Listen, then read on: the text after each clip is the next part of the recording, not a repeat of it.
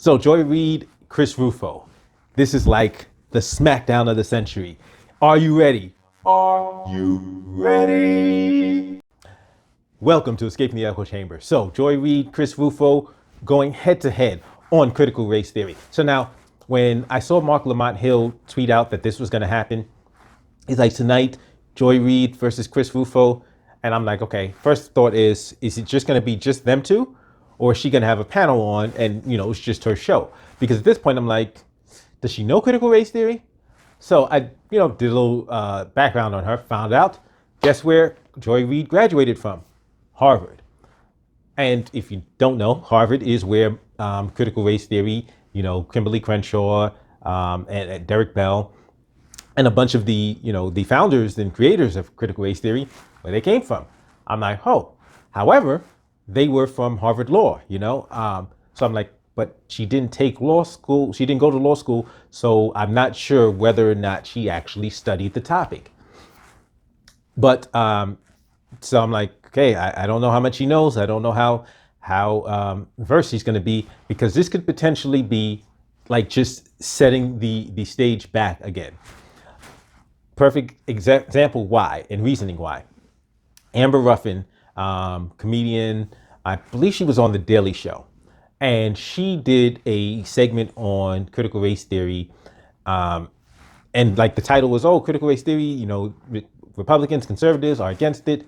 And this is why they're against it. And she started talking about the 1619 Project. Her entire skit is about the 1619 Project. And when I'm like this, I'm like, I thought, because full disclosure, I am not, I didn't study critical race theory either. So I'm learning critical race theory by reading up on it now. But I'm like, from what I'm understanding, 1619 Project is something separate. And in fact, in a past video, I mistakenly thought they were equal. I have no problem admitting I was wrong. But then I'm seeing a lot of people do that same thing. And I'm like, that's not helping. So if people, these pundits who are doing these segments are equating critical race theory and the 1619 Project, that's a problem. If they're equating critical race theory and White Fragility by Robin DiAngelo, that's a problem. If they're equating, and I'm going to save the next one because it's actually touched on by Joy Reid. But yeah, so I'm like, if Joy Reid doesn't actually know what critical race theory is, she could make the same mistake that Amber did in her show and start arguing that this is, good and beneficial, and it's not even critical race theory, which she's defending. But I know Chris Rufo does know what critical race theory is. However, people have criticized him that he is intentionally misrepresenting what it is, and he has some tweets which tend to suggest that that's what he's doing, that he wanted to basically recodify critical race theory to encompass everything I don't like. So you know how there's a saying on the left, there's a saying of the left, that the left's definition of racist is everything that doesn't agree with the left is racist. So that's what the right says about the left. Well, the left now can be saying about the right, everything I don't like is critical race theory. Because that's where we're at right now. That's the level of discourse and intellectual dishonesty that we're at, where everybody's playing these games instead of just being honest. This is what I believe. This is what it is. Because I don't see the reason why, if you disagree with the 1619 Project, you can't just say, I disagree with the 1619 Project. I don't see why you can't just say, I disagree with white fragility and this whiteness studies that, or these programs that they're doing at jobs. I disagree with that. I don't understand why you can't just say that if that is the thing you disagree with, why you need to call it something else. I don't get it.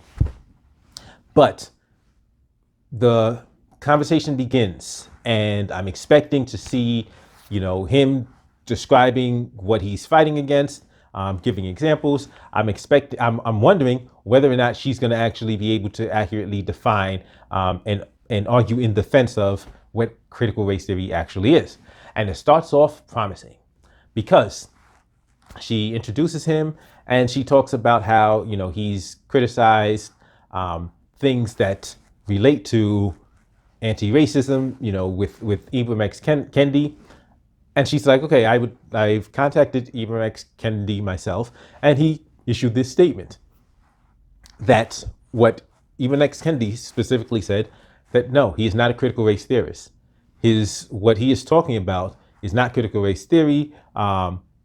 He may have, there may be some similarities or there may be some common themes, but they are different disciplines. His anti-racism studies and what he's proposing and advocating for is not critical race theory. So right then and there, I'm like, okay, cool. She seems to have a firmer grasp than I thought she did. And that's a good thing, because that means this conversation can be productive. Because if people don't know what they're arguing against or for, that's going to be, nothing's going to be accomplished. My expectations, my hopes, my dreams that productive and illuminating conversation and debate could take place were premature. Because then Chris Rufo tries to speak. He gets out maybe 2 sentences.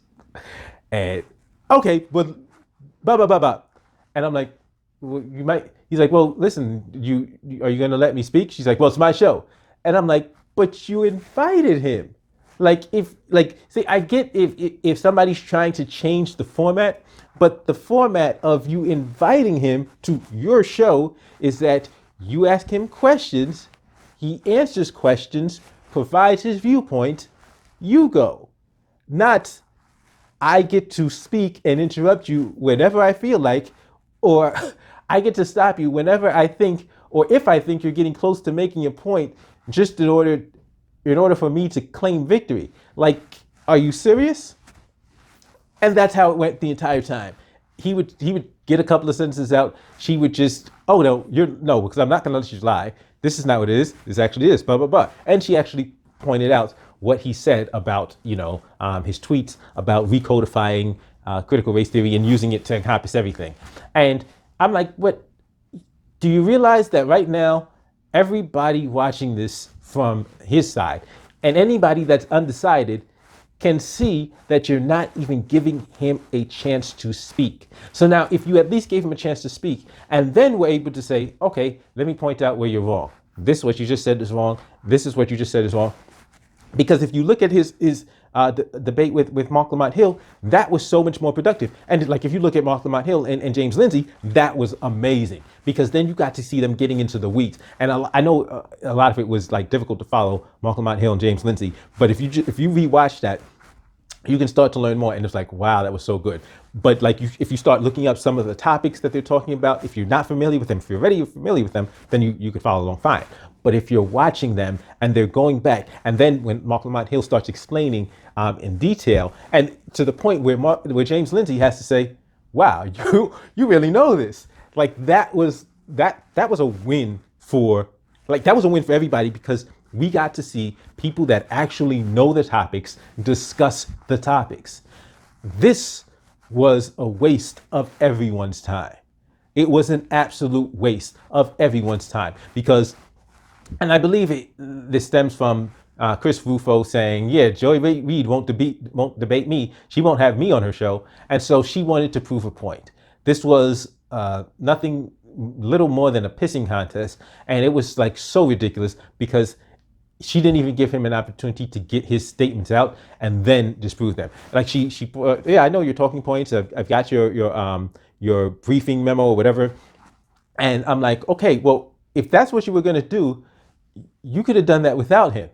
Like, you didn't need to bring him on the show just to argue against the things that he already has written down. Like, you could have saved us the time, and it would have looked less petty if you just did that. But you brought him on.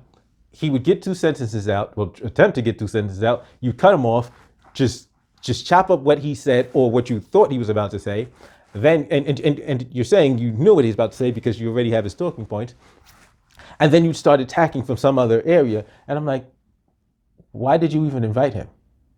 Why did you even invite him? But like, that's what I'm talking about. That's useless. That's the kind of stuff that I don't need to see, that I don't want to see. I'd rather see people actually have discussions.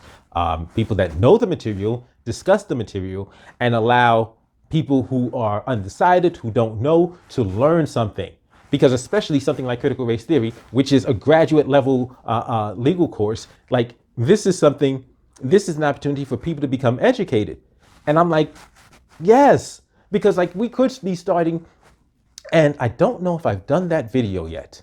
If I haven't done it, I'm gonna have to do it.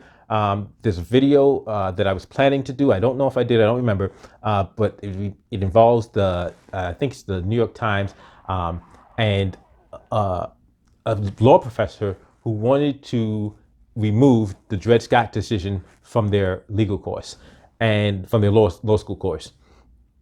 And once you start getting into that, you realize what some of critical race theory is. And that opened my eyes. I was like, and so if I haven't done that video, I'm going to make sure to do that video because I think it is very illuminating. And I think it will help change the discussion about what critical race theory is or isn't. And the actual importance, because here's what I think. Critical race theory, it's a theory. Why are you banning a theory? Why aren't you arguing against the theory? As always, thank you for checking out the channel.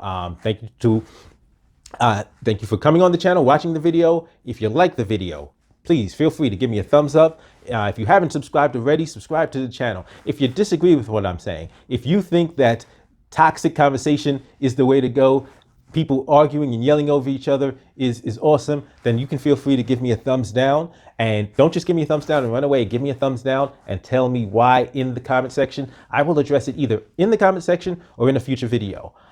I'll see you next time.